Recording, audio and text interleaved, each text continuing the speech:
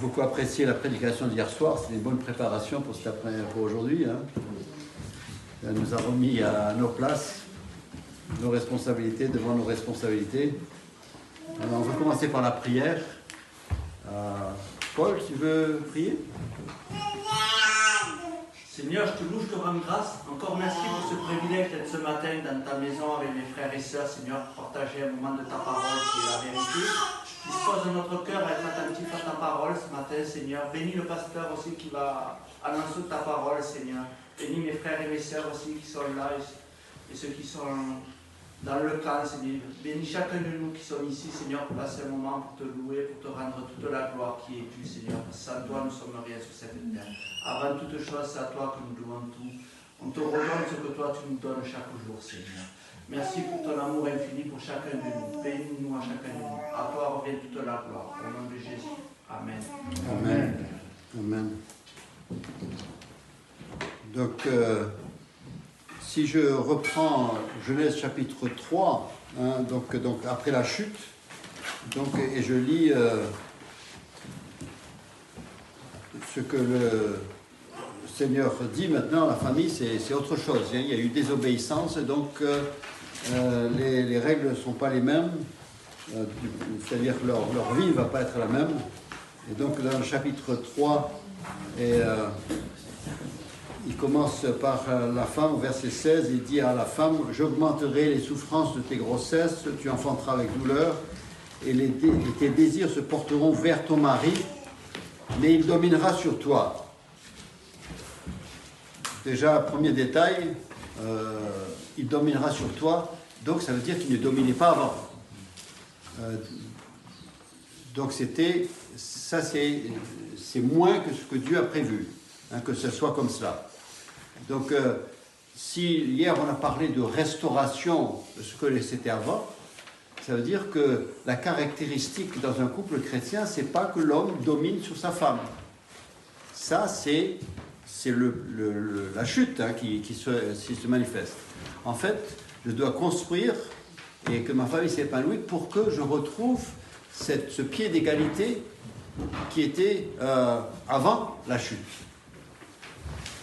Donc, je sais que souvent dans nos milieux, et puis on insiste sur le truc soumission au point qu'il y en a beaucoup qui ont profité, qui ont même abusé du terme et qui ont fait souffrir inutilement des sœurs.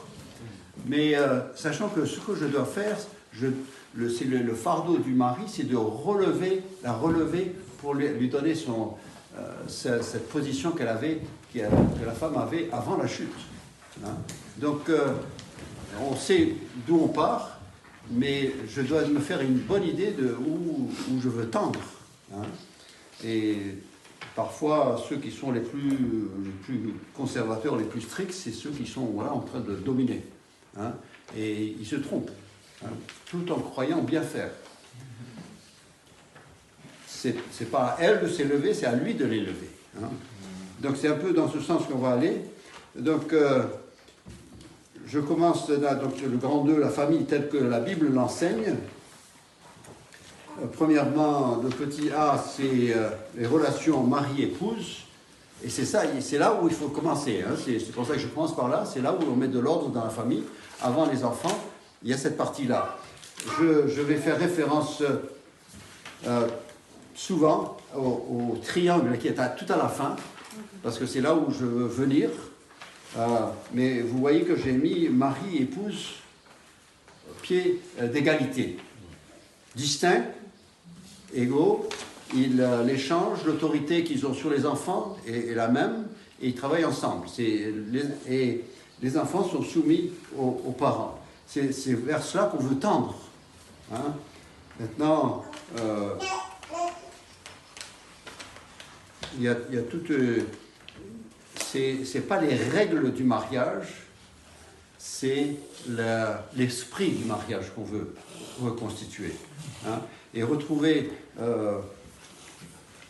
la Bible, Jésus, quand il parle de l'Église, jamais il parle de sa domination sur l'Église. Et en même temps, l'Église est soumise à Christ. Hein, c'est toujours notre référence. C'est le cas qui est juste, qui est comme Dieu pense. Hein, donc, la relation. Donc c'est là où on s'inspire. Hein, c'est comme un père, quel est son modèle? C'est le Père Céleste, avec ses enfants. Hein, c'est là notre modèle. Hein, ce n'est pas notre culture qui décide. Les cultures sont créées par des hommes, donc elles sont défectueuses. Dieu est notre modèle pour ce qui est qu'un père doit être. Et puis Jésus-Christ est un modèle de ce qu'un mari doit être. Hein, et nous devons nous souvenir de cela. Et toujours revenir à ces références-là.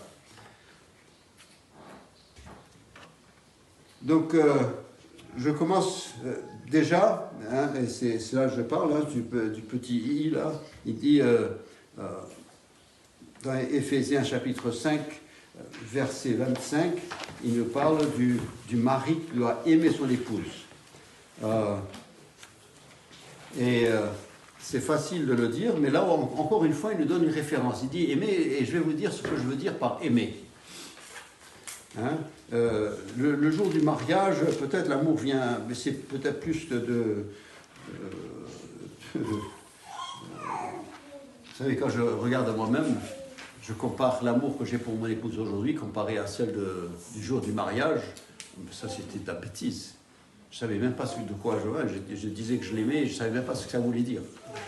Et surtout, je ne savais pas ce qu'elle allait écouter. Hein, mais l'amour, ça se construit, ça se développe. Hein, donc,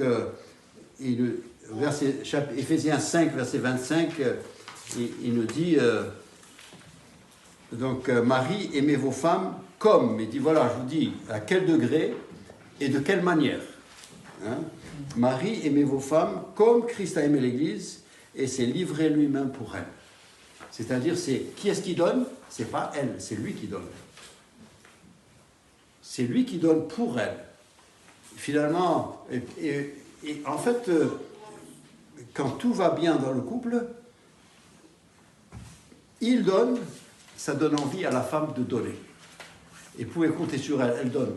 Elle a l'habitude, vous la voyez avec ses enfants, combien elle donne, et elle peut donner autant à son mari. Mais il faut qu'il lui donne envie, il faut qu'il lui donne ce désir, qu'il le stimule, qu'il l'encourage. Et si ce n'est pas là, ben, il faut regarder l'homme dans le miroir et dire qu'est-ce qu'il ne fait pas correctement. Hein, parce qu'elle est disposée. Le jour du mariage, elle était là dans l'admiration. C'était le plus bel homme du monde et le plus fort et tout cela. Si ça s'est dégradé, pourquoi? La faute à qui? Hein, donc, je sais, je parle à moi-même et je sais que je n'ai pas toujours fait correctement, mais c'est le principe quand même. Hein. Et on revient à cela. Hein, donc, 1 Corinthiens 7, je sais qu'on pense toujours à ça pour les gens lisent 1 Corinthiens 7 seulement quand ils cherchent une excuse pour le divorce. Quand les chrétiens cherchent une excuse pour le divorce. C'est pas là pour ça. 1 Corinthiens 7,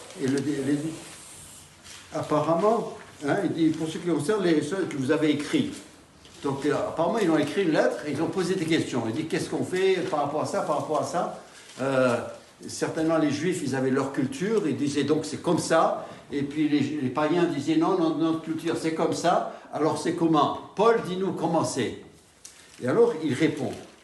Hein, et là, il donne les bases. Hein, les premiers 6 versets, il donne les bases de ce que ça doit être. Après, on traite des problèmes. Et en fait, c'est comme ça qu'il faut toujours traiter les questions. Maintenant, qu'est-ce que Dieu demande? Une fois que j'ai établi le standard, hein, et bien après, je vois comment mes solutions vont être toujours des solutions qui vont rapprocher le problème de ce que Dieu demande. Hein, la réponse à toute situation, ça va toujours par quel moyen est-ce que je peux me rapprocher le plus de ce que Dieu demande. Et c'est ça notre vie chrétienne. Hein, elle n'est jamais parfaite, mais on décide où est le parfait. Il y a beaucoup qui préfèrent, comme on veut être gagnant, donc on baisse le niveau pour que plus de gens arrivent. Hein, c'est un peu ce qui arrive au bac en France. Hein, on baisse le niveau pour qu'il y ait 85% de réussite. Dieu, il ne baisse jamais le niveau. Il dit, moi, je ne baisse pas. Mais je suis là pour vous aider à monter et vous rapprocher le plus possible.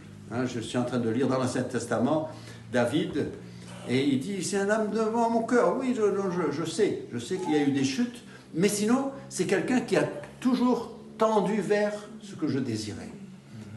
Hein, et il a dit, c'est ça que j'apprécie. Moi, je ne demande pas que vous soyez parfait, je demande que vous soyez toujours, votre effort, c'est de tendre vers ce que je demande. Même si c'est jamais, vous n'arrivez jamais. Et il note, pas sur le résultat, il note sur l'effort que j'ai fait pour y arriver. Hein? Il note différemment de l'école. L'école, on compte les fautes. Le Seigneur compte ce qui est bien. Et puis, il pardonne les fautes. C'est pas du tout la même chose. Et c'est comme ça que nous devons penser aussi. Et par rapport à nos enfants aussi. Des fois, on est là, ceci, cela. Mais en fait, mais encourage-le avec ce qui fait de bien. Et encourage ce qui est bien chez lui. Et puis, l'épouse, mon épouse, elle sait que je veux lui dire que c'est bien, je veux lui dire merci. Mais parfois, j'oublie. Alors, elle me dit, c'était bon oui, c'était très bon. Enfin, il faut le dire, Sylvie. Bon, elle m'aide à dire ce que j'ai envie de dire. Mais bon, elle m'aide pour que je puisse être meilleur. Hein, voilà, qu'elle travaille avec son mari. C'est comme ça, hein, les épouses, je vous donne des idées. Hein. La prochaine fois que vous lui direz, c'est bon, chérie, il va dire, je me rappelle ce que Steve il a dit. Qu'est-ce qu'il a dit et, voilà. Donc, 1 Corinthiens 7, il dit, pour ce qui concerne les choses qui vous sont été, dont vous m'avez écrit, je pense qu'il est bon pour l'homme de ne point toucher de femme. Toutefois, pour éviter l'impudicité, que chacun ait sa femme et que chaque femme ait son mari. Voilà. Et vous savez, c'est étonnant, hein, les gens du monde, avec leur manière de faire et tout ça, mais la question de fidélité, ils y tiennent encore. Hein. Même des couples qui ont été... Mais quand il y a une petite promesse entre deux personnes, ils veulent la fidélité. Ça, c'est quelque chose qui est inné, même dans l'homme pécheur. C'est besoin de fidélité. C'est quelque chose que Dieu a mis là et que ça, ils n'arrivent pas à le perdre. Le diable n'arrive pas à l'enlever de l'être humain. Cette vérité de fidélité. Hein, et Dieu l'a même mis chez les chiens pour nous faire honte. Il dit, donc, mais verset 3, il dit que le mari rende à sa femme ce qu'il lui doit et que la femme agisse de même envers son mari. Donc, déjà, c'est pas faire du chantage avec les relations sexuelles, mais chacun est là pour aider l'autre. Parfois, ça se néglige, et puis après, on peut être tenté. Hein, quand il y en a un qui en manque, après, il peut être tenté. Et le diable, il sait bien toujours amener une jolie jeune fille. Et il sait bien amener un beau jeune homme, qui est plus gentil que le mari. Et qui lui dit, tu es belle aujourd'hui. Oh, que tu es... Et puis, au travail, on passe 8 heures avec d'autres personnes, et on ne passe pas 8 heures à la maison. Hein, parce qu'à la maison, on passe 7 heures à dormir, et après, il y a les repas, il y a les enfants, et on passe très peu de temps ensemble. Et donc, c'est une chose à travailler. Il dit, donne, lui. Donc, il n'y a pas seulement le côté physique, mais il y a aussi l'attention, il y a aussi l'encouragement, il y a aussi, donne-lui ce que tu lui dois. Hein. Et elle aussi. Et quand chacun donne à l'autre, personne n'est oublié. Mais si chacun cherche pour lui-même sa propre satisfaction, hein, même dans les relations physiques, s'il cherche juste à se soulager, puis après terminer, au revoir, ça ne dure pas longtemps, hein, on se lasse. Verset 4, la femme n'a pas autorité sur son propre corps, donc elle ne peut pas se servir de son corps pour faire du chantage. Et puis aussi, dans la question, vous savez, aujourd'hui, on enseigne, on dit la femme, elle est maître, c'est son corps, si elle veut avorter, elle avorte, parce que c'est elle, c'est à elle. C'est pas à elle. C'est un être séparé. Hein? Et le monde, il n'est pas logique, parce que si c'est une femme enceinte qui a été tuée, on dit qu'elle était enceinte. Donc, il donne de l'importance au fait qu'elle était enceinte. Donc, elle portait les choses. C'est comme si il y a une femme non enceinte qui meurt, mais si elle est enceinte, on dit qu'elle était enceinte. Donc, d'un côté, on compte pour deux. Hein? On compte plus que un, en tous les cas. Et après, d'un autre côté, il dit non, c'est un organe. Et puis, eux ne tiennent pas debout dans leur raisonnement. Hein? Mais d'un côté, je ne dois pas dire c'est mon corps. Hein, on appartient l'un à l'autre. Il dit, mais c'est le mari qui possède son corps. Et là aussi, les maris, parfois, ils abusent. Ils disent, hey, je veux. Attends, n'oublie pas le reste du verset. Pareil, le mari n'a pas autorité sur son propre corps, mais c'est la femme. Hein, donc, ne viens pas t'imposer parce que tu as un manque. Chacun pense aux besoins de l'autre. Et répond aux besoins de l'autre pour ce qui concerne. Donc, pense au temps, pense à l'état physique, pense à tout, et pense au bien de l'autre. Hein. Sinon ça devient un domaine où on se lasse, et ça devient un domaine de tension, et puis après on a l'impression d'injustice, et puis après on n'a plus envie, et puis bon, il pense qu'à lui, il ne pense pas à moi, donc moi aussi j'ai pas envie, et puis ça crée des problèmes, hein, et ça va très loin. Après, verset 5, il dit « Ne vous privez point l'un de l'autre, si ce n'est d'un commun accord pour un temps, afin de vaquer à la prière, puis retournez ensemble de peur que Satan ne vous tente par votre incontinence. » Donc il y a un ennemi qui surveille tout le temps, et dès qu'il voit que ça traîne un peu trop longtemps, il trouve un espace et il rentre en les deux. Il ne faut pas laisser d'espace entre monsieur et madame, parce que sinon le diable y rentre. Et puis il fait rentrer du monde. Et après, il y a des passions qui s'intéressent, des personnes qui s'y intègrent. Parfois, c'est les enfants qui rentrent là-dedans. Et ce n'est pas une place. Les enfants n'ont pas une place entre les parents. Ils sont sous les parents. Donc, il dit, et je dis cela par condescendance, je n'en fais point un ordre. Il a dit, c'est l'esprit de la chose. Ce n'est pas des commandements, ce n'est pas des règles, mais c'est l'esprit de la chose qu'il faut retenir. Et c'est tant qu'on maintient cet esprit-là, eh bien, la vie de couple, elle est autre. Hein, et là, ça touche ni à la culture, ni à tout ça. Ça, c'est les principes basiques qui sont valables pour les inconvertis et qui sont valables d'autant plus pour ceux qui sont au Seigneur. Parce que là, le Seigneur, il a sa place aussi. Hein. En fait, même dans nos relations intimes l'un avec l'autre, eh bien, les qualités spirituelles doivent paraître. Même dans les relations intimes, même dans la cuisine, c'est autant important d'être chrétien dans la cuisine qu'à l'église.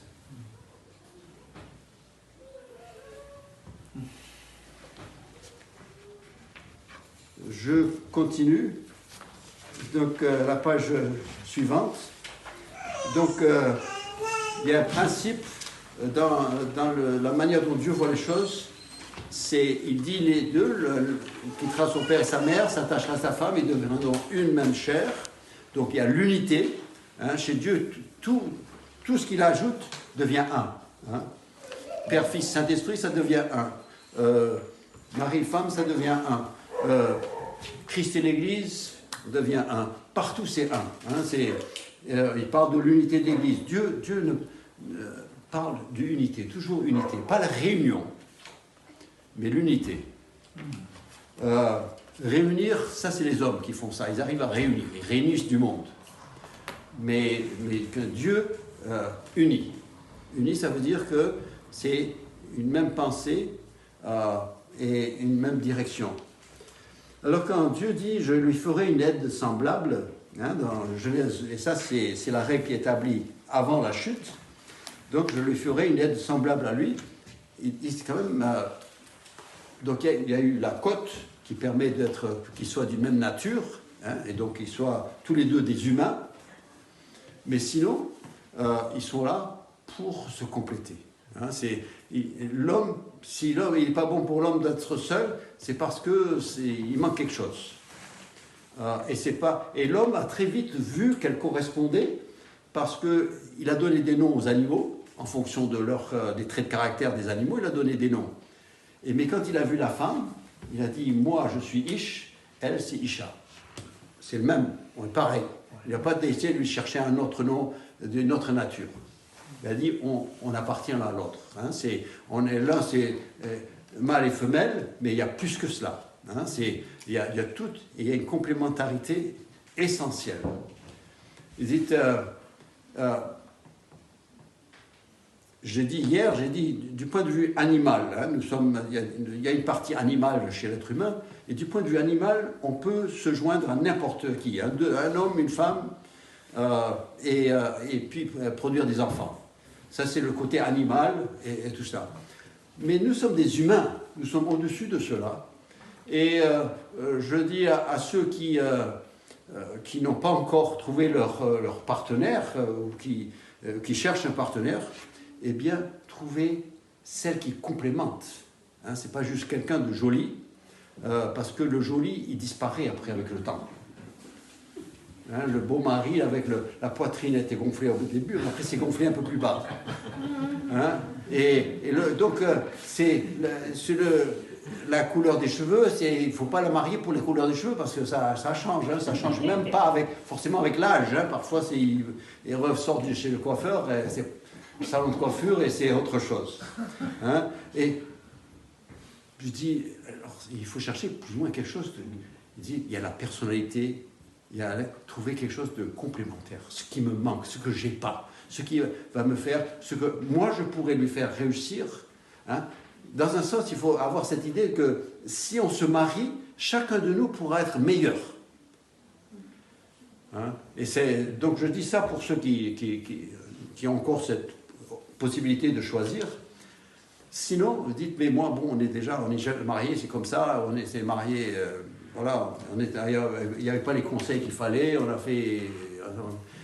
Et bien alors, il faut travailler ensemble. Je dis, bon, on est ensemble, hein, vous imaginez que vous êtes au milieu de l'océan, dans une barque, et chacun a une rame. Il dit, ben écoutez, si on va sortir d'ici, il faudrait qu'on se mette d'accord à ramer ensemble dans la même direction. Et prendre cette résolution. Écoute, on va faire de notre mieux, hein, pour ramer, et on va aller. Parce que sinon, on va tourner en rond, et ça ne va pas. Donc, quelque part, elle prend cette résolution. Si on est déjà marié, voilà, elle dit, bon, c'est plus le moment de se dire, bah, c'est pas idéal, j'aurais préféré quelqu'un d'autre. Non, c'est ça, ce sont les conditions, c'est dans lesquelles... Maintenant, on va faire du mieux. Hein. Le Seigneur, quand il a choisi l'Église, il a pris les chrétiens, eh ben, il n'a pas tous pris des gens très bien. Hein.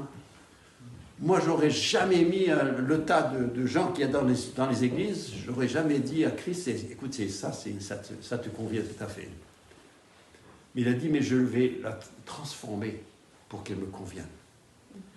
Et donc, le mari va voir son épouse, et puis il va l'aider. Je vais pas me faire des compliments, mais vous avez entendu Rowena dire, en fait, dans ma famille, personne ne croyait que je pouvais faire quelque chose.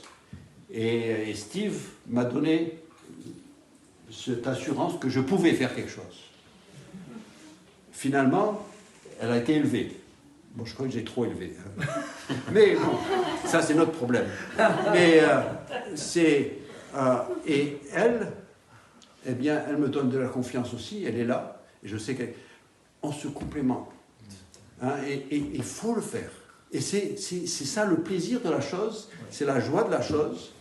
Et peu importe ce que ça me coûte, je serai gagnant. Je ne serai jamais perdant en m'investissant dans mon partenaire. Peu importe où on commence. Je dis, ouais, mais bon, dans sa famille, et puis alors, dans sa famille, c'était... Moi, j'en ai entendu de toutes les couleurs. Les gens disent, ouais, dans sa famille, c'était comme ça, dans sa famille, c'était là, il criait, dans sa famille. Peu importe ce qu'est sa famille. Maintenant, travaille. Le Seigneur, il t'a pris comment, dans quel état, hein, il t'a pris comme tu étais. Et il commence à travailler dans ta vie. Eh bien, écoute, le privilège, l'œuvre que le Seigneur a proposé de faire pour toi, ben fais-le pour elle. Hein, comme tu as été reçu, et gratuitement, eh bien, offre et fais-le. Et elle, maintenant, je suis d'accord que c'est pas facile. Hein, parfois, c'est fou, parce qu'elle a du caractère, elle ne se laisse pas faire. Mais bon, elle non plus, moi, je ne me laisse pas faire. Hein, et donc, ça rend la tâche difficile, ça nous occupe toute la vie. Hein, mais ça vaut la peine. surtout ne croyez pas à ce mensonge qui dit bon, on ne correspond pas, on n'est pas vraiment, donc c'est pas la peine. Ça, c'est des mariages qui ne durent pas longtemps. Et si vous allez sur ce principe-là, aucun mariage ne durera longtemps. Hein, parce qu'il n'y a jamais, il y a toujours du travail à faire. Mais vous avez peut-être vu les petits vieux, et ensemble comme ça, puis sans parler, ils ne parlent même pas, ils savent ce que pense l'autre. Ils sont là, ils sont tellement bien synchronisés. Vous dites, mais c'est beau de voir ces petits papis et mamies là. Et ils sont ensemble, ils savent ce que l'autre va faire, ils se parlent, mais ils connaissent les défauts de l'un et de l'autre. Et puis ils sont là ensemble sur le banc, et puis ils sont on admire, on trouve ça beau. Mais ça ne s'est pas fait en une nuit. Hein? Donc on travaille cette complémentarité, mais heureusement que pour nous, nous ne sommes pas dirigés par des instincts, mais une volonté. Bon, c'est un problème et c'est une richesse. C'est qu'on peut être transformé. Hein? Le chat, essayez de lui apprendre quelque chose, il n'apprend rien. Tout ce qu'il apprend, c'est de faire attention, s'assurer que vous n'êtes pas dans la cuisine avant de monter sur la table. C'est tout ce qu'il apprend. Mais c'est tout. Mais nos épouses, elles peuvent apprendre beaucoup plus. Hein, si je travaille avec elles. Parfois, c'est les maris, ils disent il faut que je m'assure que madame n'est pas dans la cuisine quand je vais au frigo, mais ça, c'est autre chose. Après, il y a la question, troisièmement, la question de l'ordre. Et quand on dit seulement l'ordre, on parle de hiérarchie, ça dérange. Hein, 1 Corinthiens chapitre 11 et au verset 3 et il dit je veux cependant que vous sachiez, donc mets-toi ça bien dans ta tête, que Christ est le chef de tout homme, que l'homme est le chef de la femme et que Dieu est le chef de Christ. Écoutez, je n'ai jamais vu Christ, dans tout son ministère, se plaindre du fait qu'il était sous l'autorité du Père. En fait, c'est lui qui s'était mis là, et il trouvait ça très bien, et il n'avait même pas honte de le dire. Il dit, je ne fais pas les choses que je veux faire, je fais ce que le Père me dit. Il l'a dit à tout le monde, croyants et incroyants. Il n'a pas eu honte de la chose. C'est une bonne chose. C'est pas... Il dit, moi, on est égaux, c'est vrai. Hein, il y a tellement de versets où la Trinité, ils sont tous égaux. Et en même temps, on a l'impression qu'ils sont en train de se servir l'un l'autre. Et dans le but d'accomplir quelque chose. Ils avaient déjà fait un plan, ils savaient ce qu'ils voulaient faire pour les hommes, et ils ont dit, toi tu vas avoir ce rôle, toi tu fais ce rôle, toi tu fais ça. Et on se répartit les rôles, et on y va. Et on joue le jeu. Hein, c'est comme une équipe gagnante. En général, une équipe de foot, chacun a sa place, chacun reste à sa place, il a son rôle, et quand il les joue bien, c'est une bonne équipe. Quand tous courent après le ballon, ça fait drôle, hein, c'est ça qu'on voit dans l'école primaire. Hein. C'est comme une comète, hein, le ballon, et puis après il y a tout un tas de garçons qui courent derrière. Mais quand vous allez, je ne vais pas donner des noms d'équipes, hein, parce qu'on ne doit pas faire de publicité. Moi, je suis situé entre Monaco et Marseille, et je viens de Paris, alors je fais attention.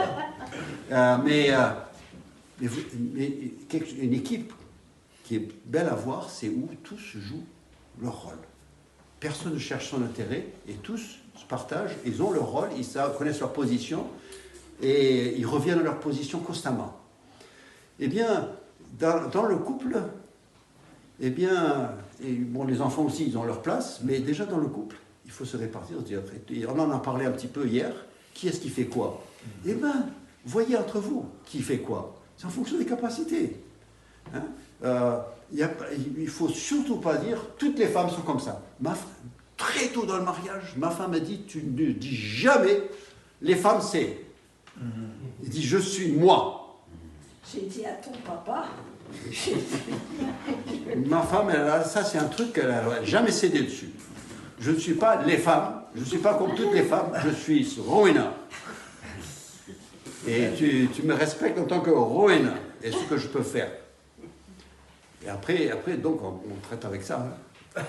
Donc, après, moi, je me positionne par rapport et on essaie de faire du mieux. Mais c'est ça. Hein, c'est travailler ensemble. Hein, chacun prend, toi tu prends la rame gauche, moi je prends la rame droite. Peu importe laquelle. Ce qu'il faut, c'est qu'on rame ensemble. Hein, et donc, dans le couple, tout dans le monde, tout travaille. Il faut qu'il y ait un ordre, il y a toujours... Tout le monde n'est pas égaux. Il ne faut pas se dire... Le monde nous trompe en disant qu'on est tous égaux. On n'est pas tous égaux. Nulle part est-ce que c'est vrai qu'on est tous égaux. On n'est pas tous pareils, heureusement.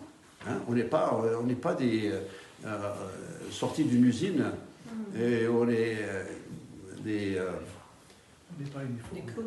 clones. Hein, on n'a pas été clonés. Hein, on a notre individualité. Et donc la combinaison de votre couple, elle est différente de n'importe quelle autre combinaison. Dieu, il y a tellement de choses que Dieu fait où il n'y a pas deux qui se ressemblent. Depuis le flocon de neige, jusqu'à l'empreinte de vos doigts, jusqu'à toutes sortes de choses, Dieu fait cette variété. Et le couple, votre couple, c'est une combinaison unique. Et donc, ne copiez pas quelqu'un d'autre. Trouvez votre équilibre. Et peut-être que l'équilibre devra changer avec le temps. Hein. Elle est devenue enceinte, elle n'a pas d'eau. Donc, après, le poids, il bascule un peu plus sur le père. Après, un peu de l'âge, où il y a la maladie, où il y a les enfants. On est constamment en train d'ajuster. C'est un jeu d'équilibre, constant. C'est jamais, c'est réglé. Hein, vous êtes debout sur un bateau en pleine tempête. Et vous êtes constamment en train de travailler pour trouver l'équilibre qu'il faut. Hein, ça veut dire que vous êtes constamment menacé de perdre l'équilibre. Par définition, l'équilibre est une chose instable. Et donc, à la recherche, constamment. Hein, donc, voilà. Et donc, l'ordre, eh bien, Dieu, le Père, a dit, voici mon fils en qui j'ai mis toute mon affection. Écoutez-le. Il lui fait un compliment. Il l'élève devant tous les autres. Jusque-là, c'était un homme comme les autres. Là, et puis alors, il y a André, et puis un autre, il dit, c'est qui ça? Et Jean, il dit, c'est l'agneau de Dieu qui ôte le péché du monde. C'est celui dont je vous ai parlé. Alors, le Père l'a élevé. C'est pas lui qui s'est levé. C'est pas lui qui s'est déclaré. C'est le Père qui l'a élevé. Mais après, lui, il dit, et mon Père, c'est lui qui me dit ce que je dois faire. C'est lui que j'obéis. Ma nourriture, c'est de faire la volonté du Père. Vous voyez cet équilibre qui existe? Et alors que là, il nous dit, ben là, il est le chef de l'autre. Oui, mais bon, on voit ça, on dit, bah, c'est beau, ils travaillent bien ensemble. Et c'est ça, c'est divin. Et c'est ce que nous devons rechercher. Le monde, ne lisez pas leurs bouquins. Ils n'en savent rien du tout. Ils ont rejeté Dieu, donc la notion, ils ne l'ont pas. Et le diable, s'il sait comment ne pas, que ça doit... C'est parce qu'il sait comment ça doit être qu'il met le bazar. Le petit 4 là, donc le père, le mari est le conservateur dans le sens que c'est lui qui, je pense, un conservateur dans le sens d'un musée, hein, celui qui a quelque chose de précieux et qui essaie de le garder, de le faire durer. Parce que c'est un élément précieux dans un musée, c'est un conservateur. Et donc, le mari nous dit dans 1 Pierre chapitre 3, et c'est important, on a besoin en tant que mari de nous souvenir de cela, et c'est bizarre qu'il l'a dit aux maris, il n'a pas dit aux femmes, peut-être qu'elles ont moins la tendance de l'oublier, et le mari il a plus tendance de l'oublier, mais 1 Pierre chapitre 3, et...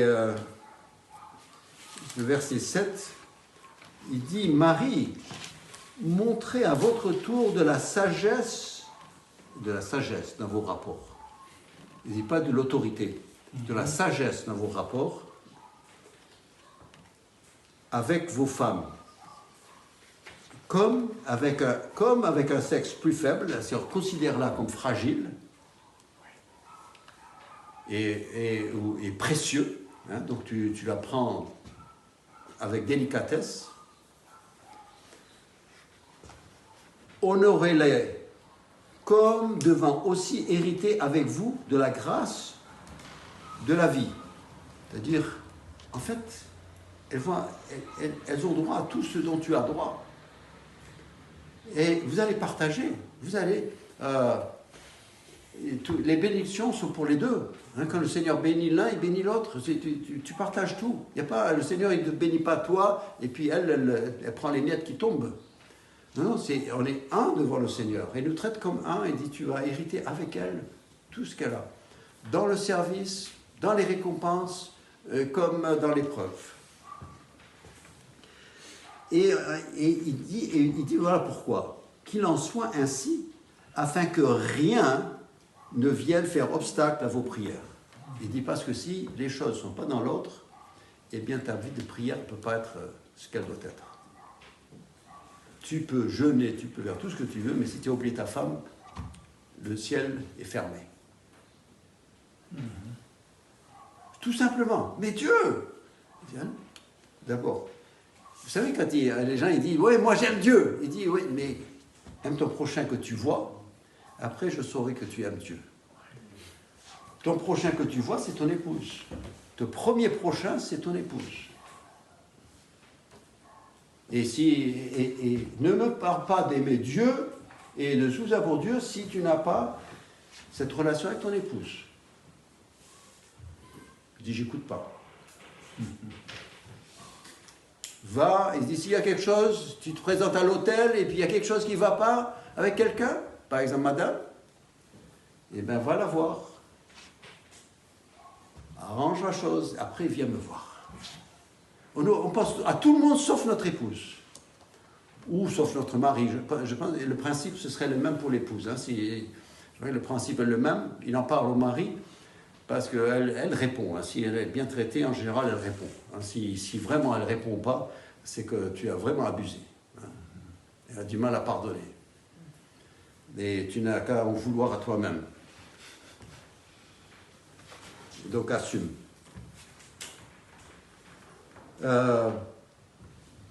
Je termine cette partie-là de couple. Je termine avec cet exemple d'Aquilas et Priscille. Hein, quand Actes chapitre 18, l'apôtre Paul rencontre ce couple. Bon, il les rencontre à Éphèse, à Corinthe, je veux dire. Il les rencontre à Corinthe, ils sont faiseurs de tentes, ils travaillent ensemble, monsieur, madame travaillent dans leur petite boutique peut-être, ou bien ils travaillent de la maison, un atelier. Il les rencontre et peut-être qu'ils avaient entendu parler du Seigneur, apparemment, ou peut-être qu'ils avaient été montés une année à Jérusalem et puis ils avaient entendu des choses. Apparemment, ça ne s'est pas vraiment concrétisé. Ils avaient été touchés, ceci, mais ça n'a peut-être pas concrétisé. Et quand Paul est arrivé, il a pris du temps avec eux, et puis pendant qu'eux ils étaient en train de passer les aiguilles dans les tentes, je pense que s'ils ne faisaient pas des tentes de bédouins, ils faisaient plus parce qu'ils étaient à Rome, hein, ils venaient de Rome, c'était certainement plus les pavillons que les Romains utilisaient. Hein. Vous avez toujours les amis, les Romains, les dessins des Romains, c'est des pavillons, comme on fait maintenant, des abris. C'était certainement ça, parce que, bon, on vend en fonction du marché. Hein. Donc, ils étaient là en train de travailler ensemble, et puis ils discutent. Et Paul a pu les amener à comprendre le message. Et finalement, leur petit atelier, là, est devenu un lieu de formation et de discipulat. Hein, c'est là, parce qu'on arrive donc au verset 2, il nous dit d'où ils viennent. Et il a lié aux relations, il s'est lié avec eux. Après, on lit au verset 18, Paul resta encore assez longtemps à Corinthe. Ensuite, il prit congé des frères et s'embarqua pour la Syrie avec Priscille et Aquila. Il les a recrutés, il les a formés, des gens qui correspondent à son travail. C'est-à-dire, l'apôtre Paul, il n'embarquait pas n'importe qui avec lui. Ah, il était difficile, hein, demander à Jean-Marc. Il ne prenait pas n'importe qui. Mais là, il prend monsieur et madame. on ne connaît pas beaucoup de cas de couples qu'il prend avec lui. Il devait avoir une admiration extraordinaire pour ce couple. Et il prend ce couple, et ils sont toujours nommés ensemble, jamais séparément. Pour eux, ils sont un. Et Paul, il fallait prendre madame aussi, parce que sinon il n'y a pas un monsieur. Et ils partent à Éphèse, et là ils font un travail aussi. Et il va même les laisser à Éphèse pendant que lui va aller ailleurs. Donc il les laisse s'occuper de l'œuvre-là. Et regardez à quel point il les a formés. Donc au verset 24, il arrive au verset 1, un juif nommé Apollos, originaire de l'Alexandrie. Et ce que je trouve extraordinaire, parce que j'ai vu l'heure, c'est que ils vont à la synagogue, ils écoutent, il parle bien, il a des connaissances, tout ça. Mais il y a un petit quelque chose qui semble pas avoir bien compris. Donc pendant, je ne sais pas comment c'est, parce que normalement les hommes étaient d'un côté et les femmes de l'autre, mais ils se sont donné un clin d'œil, on l'invite à midi. Et ils l'ont invité à midi, et monsieur et madame ont commencé à parler à monsieur Apollos. C'est pas n'importe qui, un gars, un orateur, un gars qui voyage, qui sait parler, qui sait suivre. Et ils ont su lui parler et l'ont convaincu. Et finalement, ils l'ont rendu encore plus efficace, parce que son message était encore plus juste. Ça, c'est un couple qui ont travaillé ensemble. Je ne sais pas comment Priscille et Aquila se sont partagés les tâches, mais leur travail ensemble a fait qu'un homme comme Apollos a pris une autre allure, une autre stature, au point que, quand il y avait des disputes à Corinthe, il y en a qui ont dit « Nous, on est de Paul, nous, on est de Pierre, nous, on est d'Apollos ». Ils l'ont élevé à la stature de Pierre et Paul. Et pas parce qu'il le voulait, c'est parce qu'il a pris cette stature-là devant les gens. Et qu'est-ce qui était la clé de la chose? Eh bien, monsieur et madame, ordinaires, des artisans, qui l'ont formé. Ils ont travaillé ensemble. En fait, c'est ça. Et vous n'avez pas besoin d'être pasteur et madame pasteur, ou maman pasteur, comme disent certains, pour pouvoir avoir un travail. Aquilas et Priscille, on ne les a jamais appelés des responsables. On lit à la fin de l'épître aux Romains qu'ils recevaient une église dans leur maison. Mais bon, ça, ils faisaient ça depuis longtemps. C'était les facilitateurs pour l'œuvre du Seigneur. Et Dieu s'est servi d'eux. Mais il y avait un travail qui a été fait. Et ils savaient travailler ensemble. En fait, ça, c'est quelque chose de rare de nos jours. Ça existe, j'en ai vu, mais il faut développer ça. Et c'est, en fait, si vous voulez, votre prière en tant que couple, c'est Seigneur, eh bien, rends-nous utiles. Même si je suis artisan, je suis ingénieur, je suis infirmière ou n'importe, mais qu'on travaille ensemble, notre maison puisse être ça. Il y a beaucoup de gens qui préfèrent inviter personne à la maison. Parce que ceux qui sont à l'église, ce n'est pas à la maison. Donc on ne veut pas montrer ce qu'il y a à la maison. On veut montrer seulement l'image, la vitrine. Et pas l'atelier. Alors, alors travaille sur l'atelier. T'occupe pas de la vitrine. Parce que vous savez, vos enfants vont vous trahir.